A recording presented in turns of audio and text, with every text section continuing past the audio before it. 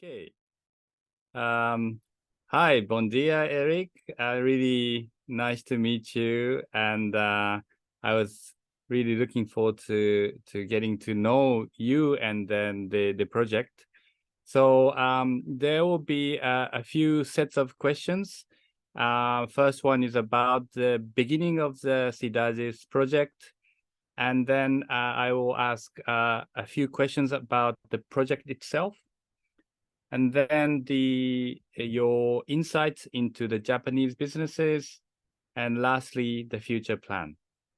So let me begin by asking that the beginning of the project, Cidades. So we understand that the Cidades project builds on a successful pilot that began in Ceará, Brazil. I hope I'm pronouncing correctly.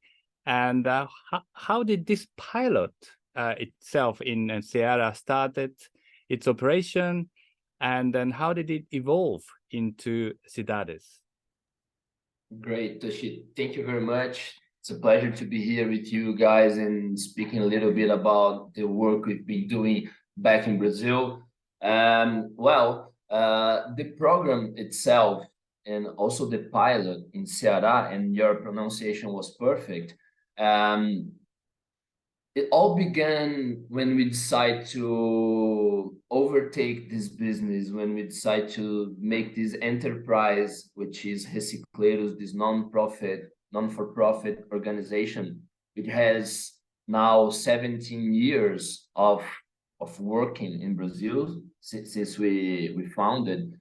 And when we decided to develop something that could truly help the country to thrive or to deal with this impactful stuff, which is the post-consumer waste we generate every year in Brazil and every second. So we understood at that time that we had a big problem that could be turned into a solution for some of the problems we have in the country, like the poverty.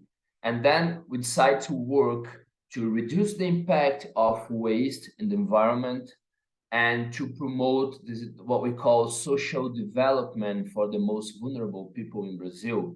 And then recycling could be something that would take us to this goal, especially when we consider that in Brazil we have an historic participation of poor people in the base of this value chain, like trying to survive by collecting recyclables all over the country in any illegal dump or on the streets, whatever. And then we started trying to solve little problems related to this. And then suddenly we actually understood that anything we could do focus in a certain point of this chain, or one of the pillars that we have to develop, would be just like useless, because nothing stands by itself if you don't think in a systemic way. And where is the waste being generated in Brazilian cities? No one is living in the state or in the federation. Everyone lives in the municipality, and the municipality owns the right and the demands related to waste management. So we should work with cities. There is no point but working with cities. And then it brings a huge perspective of the size of the project we have to deal with when we decide to work with cities in the national level, considering that Brazil has 5,570 cities. 80% of those cities are under 150,000 inhabitants. Half of this is under 30,000 inhabitants. So small cities where all the products are delivered and where the waste is being generated. Okay, we decided to take this pilot in Ceará, in a small village of Ceará with 4,000 inhabitants, but they receive there in Jericoacoara 1 million tourists every year. So the waste generation is huge over there, and the place is stuck in the middle of the dunes, the sand dunes. So the logistical demand there is crazy. So we did a lot there, trying to prove that working together with the private sector, like being a link between the municipal responsibility and the industry responsibility and opportunity, would be a way to implement an infrastructure that you have to own to deal with this amount of materials or any amount of materials. You have to have an infrastructure. You have to have a regulation, and a specific regulation in a municipal level. You have to have a logistic solution, because you have to outbound all this material. You have to inbound material coming from the population. You have to talk with the population about recycling and the right dispose of recyclables.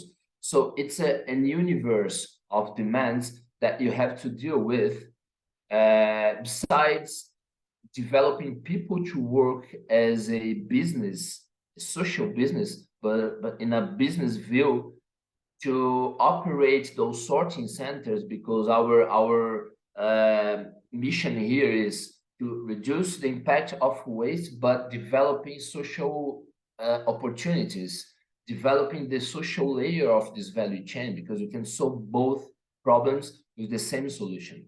And then Jericoacoara in Ceará brought us a lot of points that we didn't know, like knowledge, learning lessons there about how to deal with municipalities, what kind of technology and process we should have to bring good municipalities, like those one that want to be engaged in the solution. And then we did it. We learned a lot there. We embedded it, we improved the process, and now we are implementing like solutions to help municipalities to do what they have to do according to our legislation, which is basically regulating the system and operating the collection system. And it has to be affordable, it has to be viable to them, and it has to be engaging.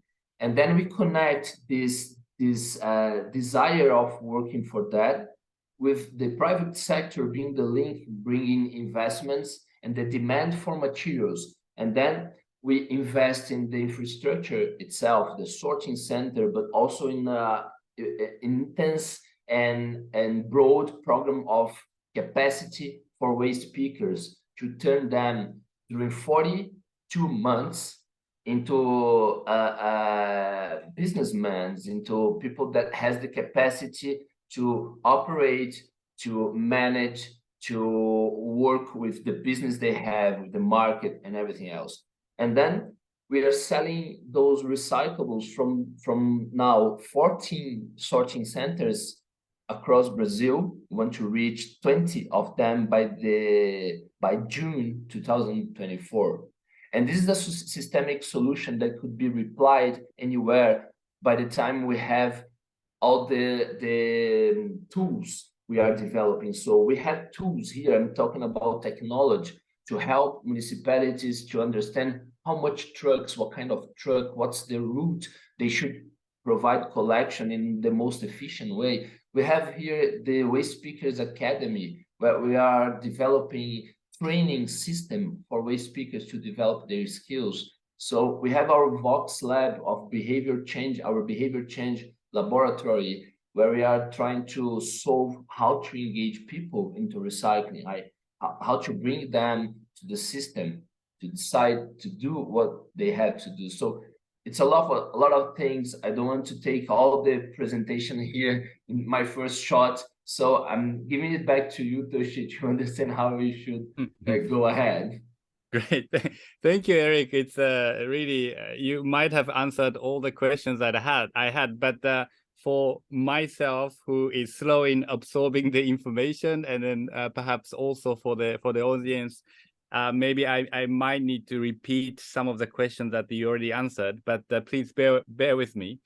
I'm actually based in Bali, and then you mentioned that Ceará has a lot of tourists, and then you talked about the geographical characteristics of being in dune, and Bali is kind of an island, and there's a lot of tourists coming, and as you know, there's a lot of waste. So I could kind of picture probably there are very similar challenges in your area, and then perhaps also similar to Bali.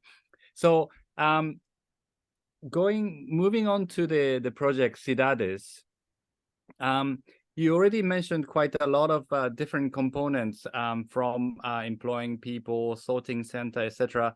But if you could recap, what are the key components of the Cidades project?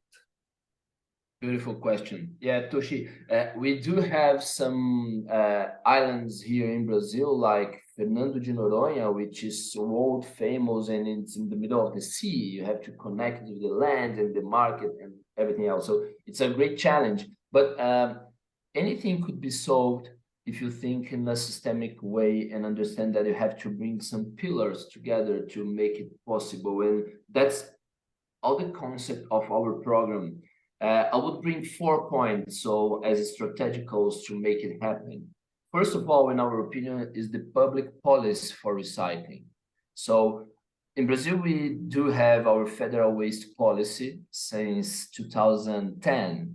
So it's recent if you consider the time that a public policy has to get through to make it happen in the whole country. But we do have it all, but we have to talk in a municipal level. As we have a umbrella that is the federal policy, we have to develop regulation and public policies in a municipal level, in a state level, to make it happen practice. So that's the first point. Public policy is so important, fundamental, to build anything on top of it. And then we have to have capacity to recycle. That's the second point.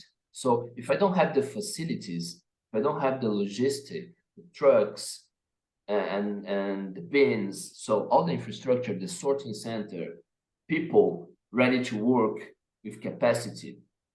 So capacity to recycle is the second point.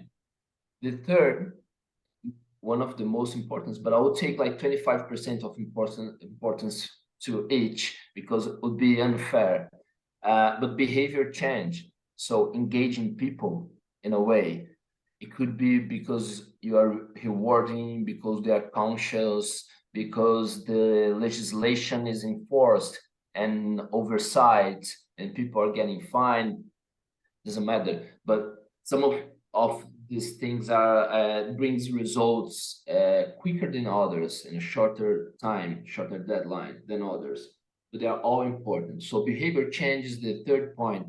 You can't recycle what's in the sea, what's in the landfills. So people has to deliver the recyclables, and I'm talking about all the audience, the industry, stores, shops, and people itself in their halls. And the fourth pillar is the market. The understanding of the market about what's the whole when we talk about upcycling and circular economy. So imagine if I'm delivering glass bottles, as it used to happen in Brazil until just now, you could drink beers in glass bottles anywhere in Brazil, including in Ceará, Jericoacoara, or in the island, Fernando de Noronha.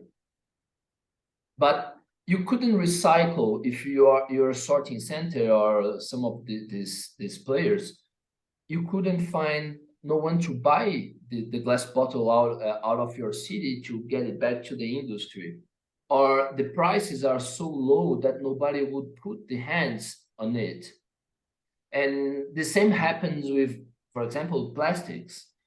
When the demand is so low, like now, the prices doesn't make sense for you to work with this.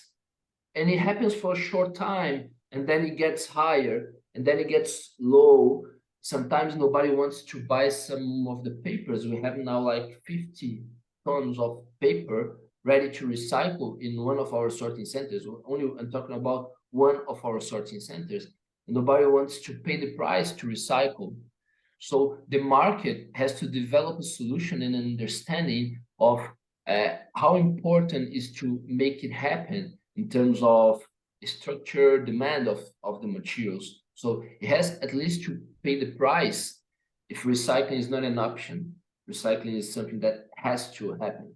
So 4 points that if you don't look to all of them in the same way, like 25% of importance to any of them, and only with 100% we can make it happen in a sustainable way, like in a virtual way.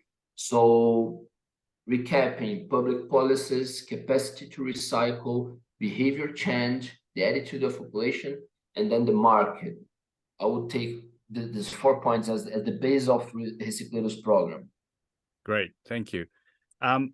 That's very, very clear. So it's yeah, it's fantastic response. And so you mentioned that earlier, the municipalities, right? You are working very closely with the municipality, and I understand that you have a process to get the signups from the municipality to join your program.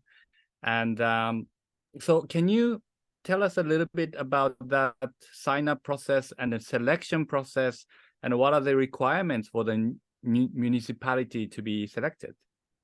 Cool. Yeah, there was a learning during the process, as I told you before. It's so important to have conditions in the municipality to develop any solution, as they are, at least in Brazil, according to our legislation, the owner of the waste that it's being generated there in this territory. So they have the rights and the obligation to deal with this. So we have to talk with municipalities, of course. And then when we first started, we understood and we realized that, imagine like this much of Brazilian cities, more than 5,500, very small cities are the majority. Imagine the capacity to develop a solution that is new for everyone. Like, we haven't been dealing with this for the past decades. So it's new to understand everything, the technical part of it, behavior change. Come on, who owns the knowledge about behavior change? It's so hard, it's so new. And we should help municipalities to develop the conditions they need to apply for a project like this, to be a great partner, you know, a positive partner for that. So we started with many experiences in this field, and then that would take a lot of energy from us to travel around Brazil to help one municipality just up north, and then they don't get through, they don't thrive, because I don't know why, but we spent like flying tickets, time, technicians and everybody, and it didn't happen. So we started, first of all, getting a little bit backwards, developing some instructions and some solutions that will help them to deal with this. So how to legislate, how to regulate the system in a municipal level, and how to understand how many trucks I need, for how long is the journey, so how much would be the cost of this logistics stuff, and you know, like how to hire a partner to make the logistic happen, like what kind of contract, what kind of agreement, so many things there. And then we start developing this by trying, by talking with people, specialists, by developing the knowledge. And then afterwards, we understood that point that I was just saying, like, Brazil is huge. We have to make this accessible to any municipalities, despite of our possibility to be there, so our capacity to be there. And then a way for them to apply for the project, showing that they got the knowledge, they developed the requirements, the prerequisites, and then now they are ready to apply for a position in the program. Okay. Make it cheaper, more efficient. And then we developed this pathway, this knowledge track we call here, which is online on the web. It's called Public Manager Academy, Recicleiros Public Manager Academy. And then there we have all the instructions in video aula, video classes, documents, downloads, everything, like a model of contracts for them to understand and to work inside their municipalities. But we also have mentoring sections with the most engaged ones.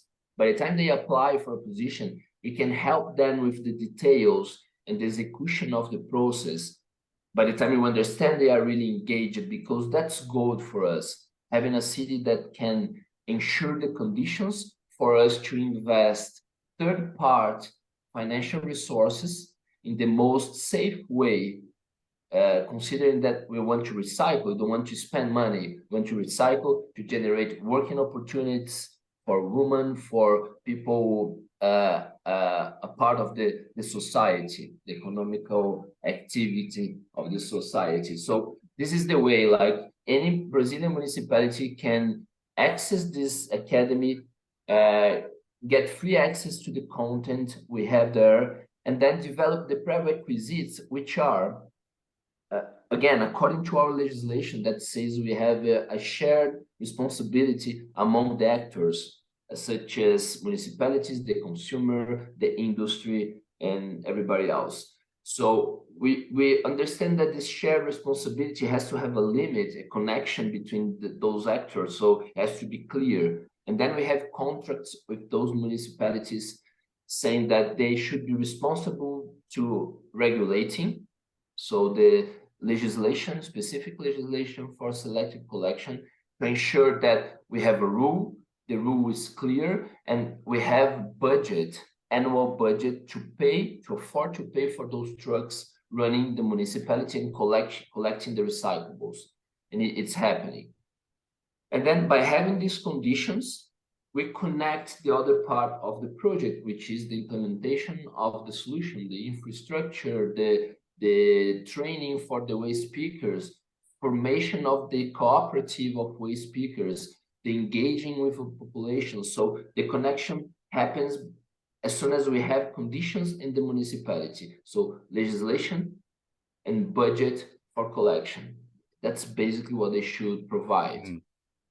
Did you get a lot of applications? We had a lot. Like, first time we tried that, we are looking for 3 municipalities after knocking like dozens of doors and didn't find anything there. We decided to make a public notice, but we're expecting to have like 20, 25 applications. Yeah. Our first public notice, it was back in 2018, reached 500 applications, 512 applications. And considering that we had a range, a specific range from 30,000 people to 200,000 people at that time. So we understood that we would find many municipalities interested in doing that. Of course, like having a partner with technical skills, with financial resource, complementary financial resources. And we didn't ask anything, any payment for municipalities, just like do what you have to do, and you know you have to do, and you are late to do that, but we can help you to do your part, to save money and to deliver a sustainable service for the population with job generation in your territory, with a beautiful sorting center, beautiful facility that works very well, can save money from collection in a medium term. So the offer sounds so good, like anyone will take it, despite the ones that don't want to work for that. Like, come on, it's too tiring doing that. So we want to avoid that part of the managers, the public managers. We don't need like 5,000 right now. We don't have the capacity for that. So at that time we needed 3. So let's find 3 out of 5,570 that wants to work for that. So we got 500 applications in the first public notice, 1,000 in the second one, 2019. Wow. But then we changed the way we do, and now we don't have more 1,000 or 500. We have like 100, 80, sometimes 40, because we are so restricted.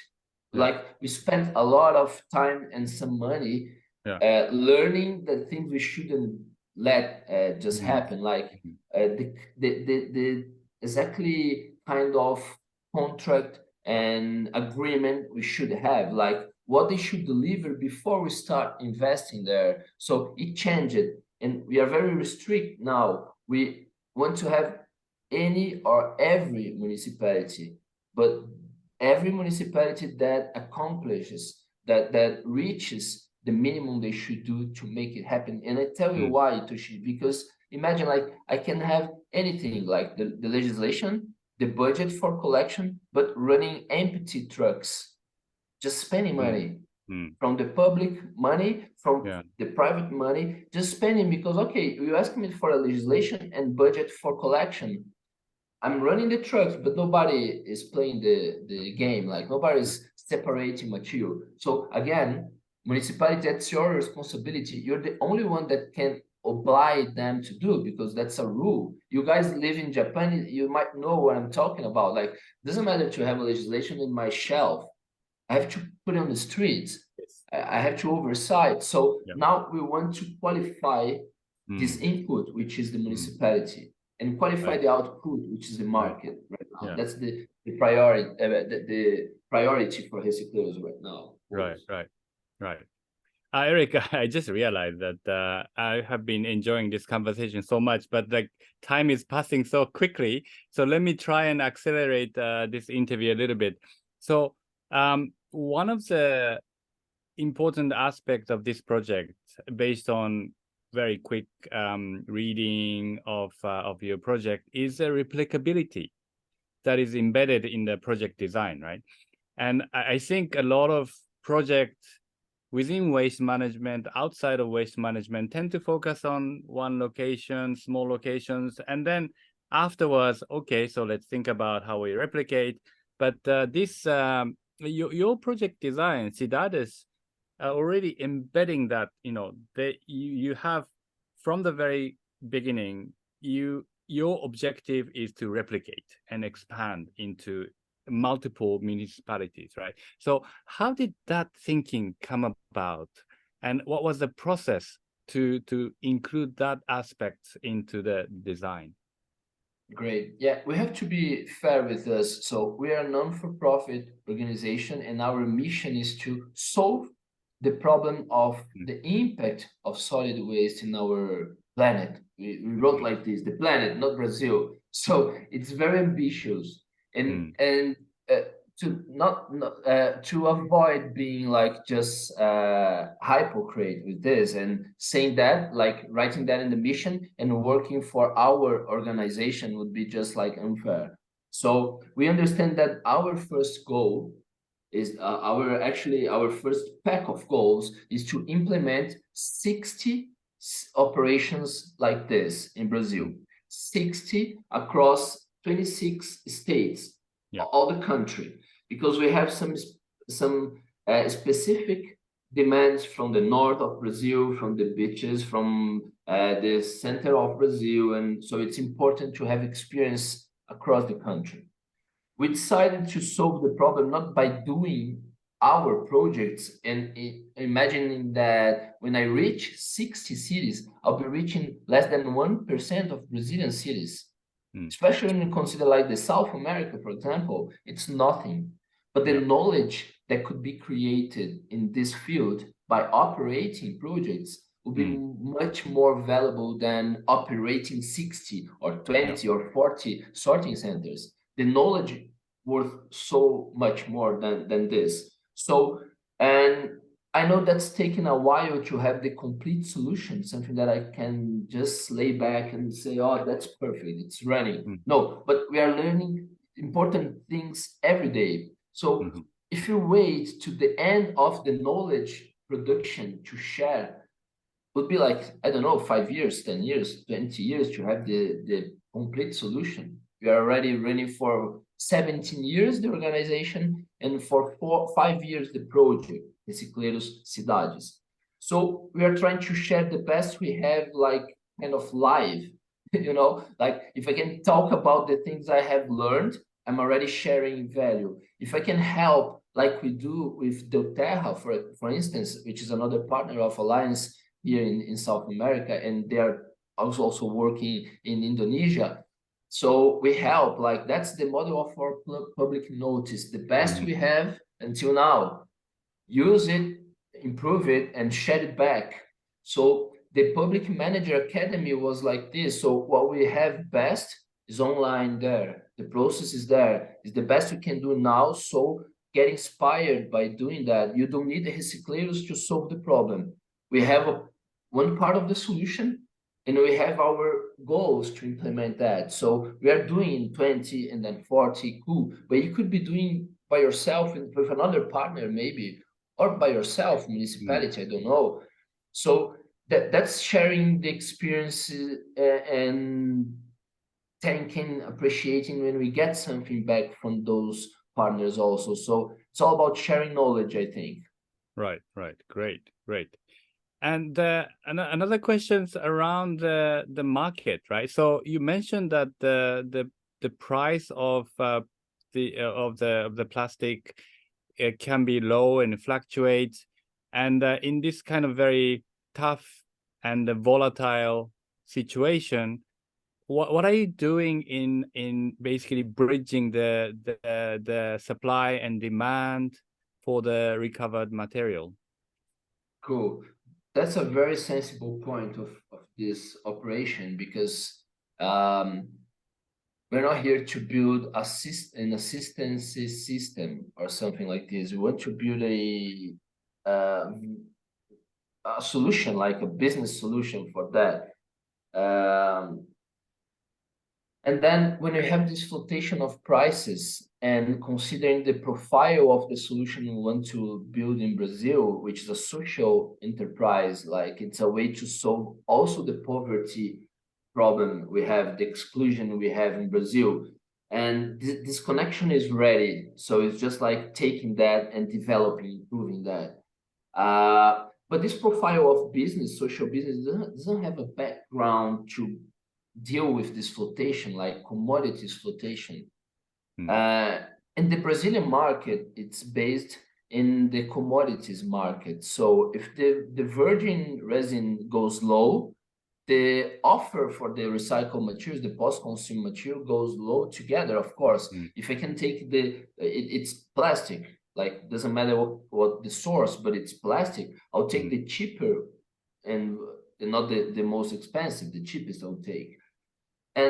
But the reverse logistic of this material for circular economy is not a commodity thing. It's a matter of service.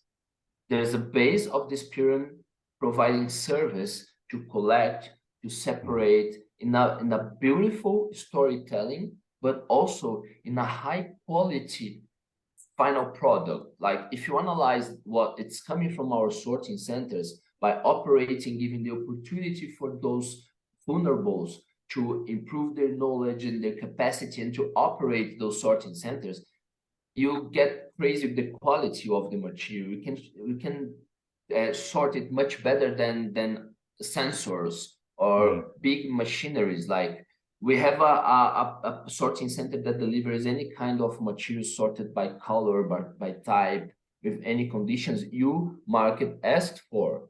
So the social enterprises can deal with this in a commodity way.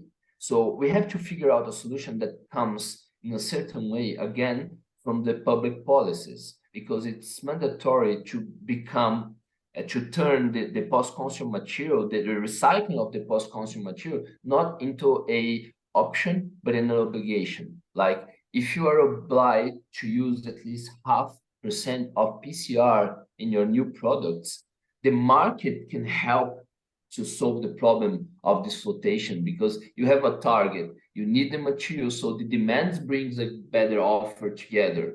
So it's important to talk with the government, and we are doing that with some other partners in Brazil, work with this, to help the government to develop the specific legislation you need to make the market comes and help to regulate the price. But we also can have, like, I don't know, creative points. I don't know, I'm not a specialist in this, but I'd love to talk with people to maybe understand, okay, if the material goes with the flow of the virgin resin and the market, how can we ensure that the base of the pyramid that wants to provide is there because we are interested in having them providing the material? They're important to us, but with a lower price, they just close the gates.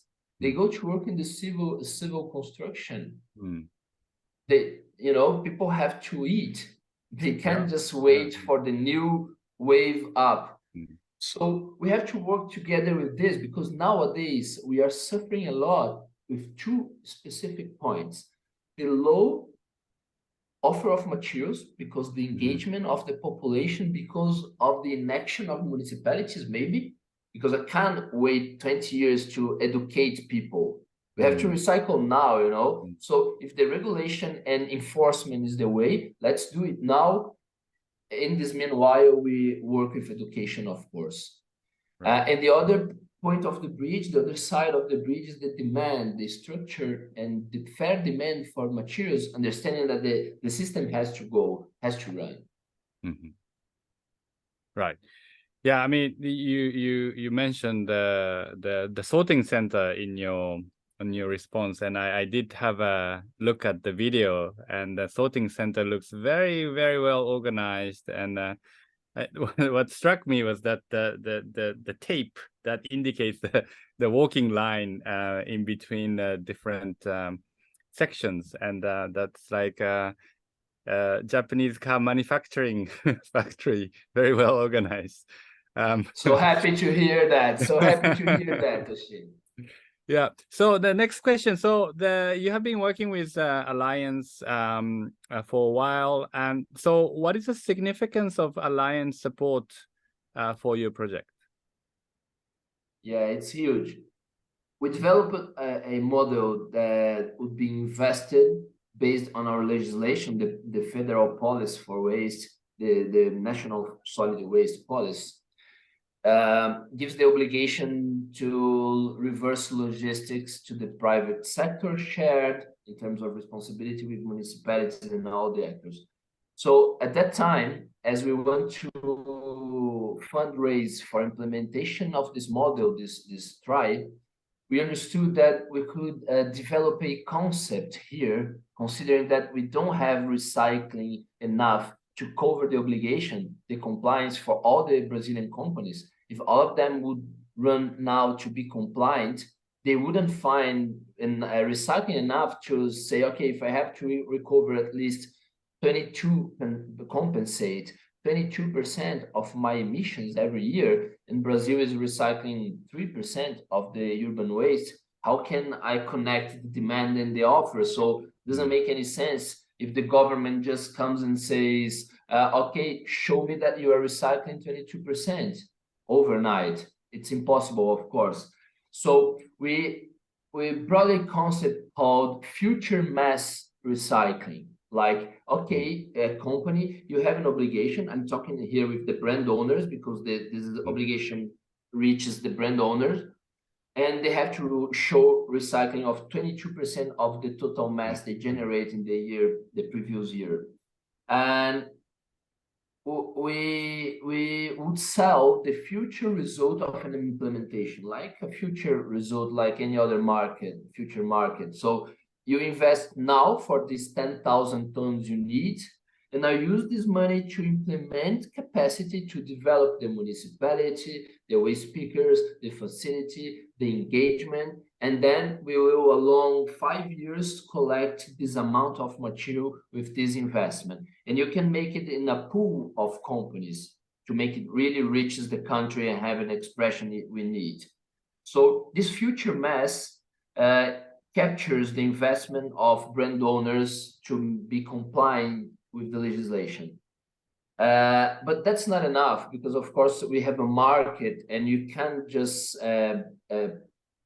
cover the total investment you need with this system. So this solution would cover, for example, half of the total investments. We need to find other resources, such as grants from the industry or foundations, I don't know, that are interested in watching this happen and helping that to happen, the experience to happen. Because as we said, it's a systemic solution that could be applied anywhere, not only in Brazil.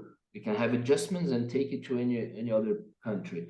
So that's the importance of having Alliance, not only for the money, but for the connections we can have to speak about prices of plastics, the sustainability of this chain, and like technicians that can help to look to our sorting centers and say, oh, you could have a button here, would be safer. That's great. And we do that. We went to Belgium, invited by Alliance to have a conversation. We went to London, actually, and then we connect with a technician from the team living in Belgium. And we spent like 5 hours, always also almost missed our flight, talking about the sorting center, like details, small details. So that's an important cooperation. The investment, of course, is mandatory, fundamental to make it happen, to put those sorting centers up. But the cooperation to solve a problem that is not like for now, is for the future, it's for the whole country and the whole world, is so relevant. Right. Great, thank you. So as Anada-san said at the beginning, this webinar will be attended most likely by 200 to 300 Japanese people, and the majority coming from the businesses. Is there anything that you or your project would seek from the Japanese businesses, or are there any other people who might be interested in your project? Cool. It's a great question, especially because you noticed something and you made a parallel with a Japanese pattern of production by looking to our plants. And as I said, like, I admire a lot the country and the culture you guys have. We studied a lot about the way people deal with selective collection and disposing of materials. I got so impressed when I went to Tokyo and I found out like a beautiful and clean city, and I couldn't find like many trays or bins around the city, not even like a couple maybe, but there wasn't an excuse to make the city dirty because I don't find a way, some convenient way to get rid of my recyclables. So the culture is so important. And we got really inspired by some models, like industrial models, of course, and we do until where we can reach. So our sorting centers, they have the concept, you notice, regarding organization and process and engineering, producing engineering. We have those professionals in the team.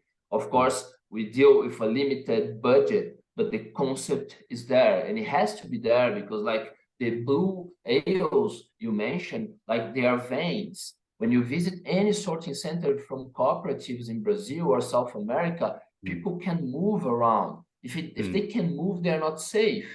And if they can move well, they're not productive. They're not effective in their jobs. So that's all about culture. And you guys and some other countries have developed some important experiences, and we have to drink from this fountain, of course. So it's a great opportunity to talk to you guys.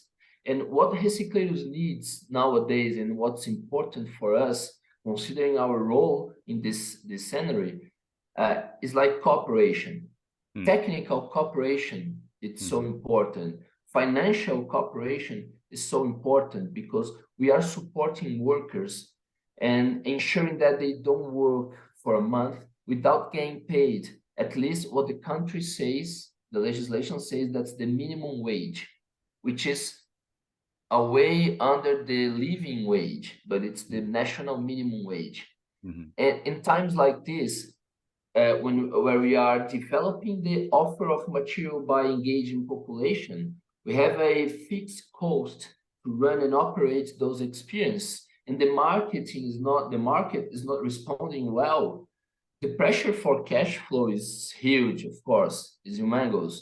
And we are supporting that with resources from sponsorships, from participation of companies, from reverse logistics, and many others. So technical cooperation and, of course, funding is so important to make it get the point of sustainability. So I invite you guys, of course, taking this space you are giving to me, I understand, to invite companies and partners to talk about this, to get in touch with Recicleiros and to cooperate, even if it doesn't mean the financial investment itself, like the proper financial investment in the program, but sharing knowledge, experiences, and helping us to thrive and to get where we want to get with a systemic solution that happens and it stands by itself.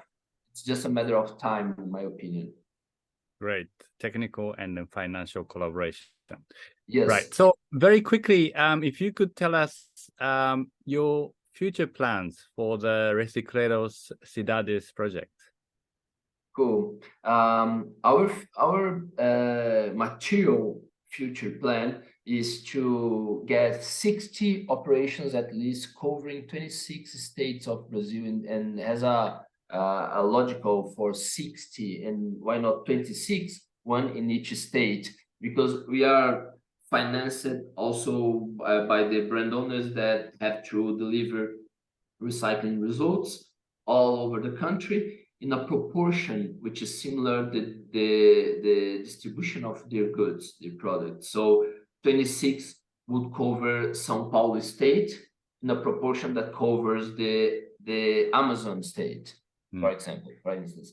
So that's our future plan. It's reaching that, because then we would have a broad view of the thing, and then we would cover all the differences we could notice in a certain territory and stuff. But not only implementing those sorting centers, but making them emancipated from Recicleiros. It's like our dream is not owning any sorting center, but making them capable to run the business by themselves, to own the communities, to own the business. And that's why we have the Waste Pickers Academy, which is so complex. It's all about like developing capacity and knowledge among the waste pickers, considering the human skills, administrative skills, and operational skills.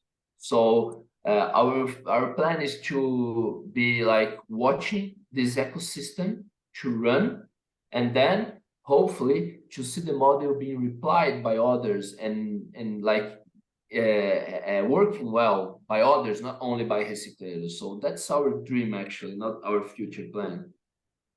Great. Thank you so much for sharing a lot of insights and experiences. I'm sure the Japanese audience will be delighted to learn from you and your project.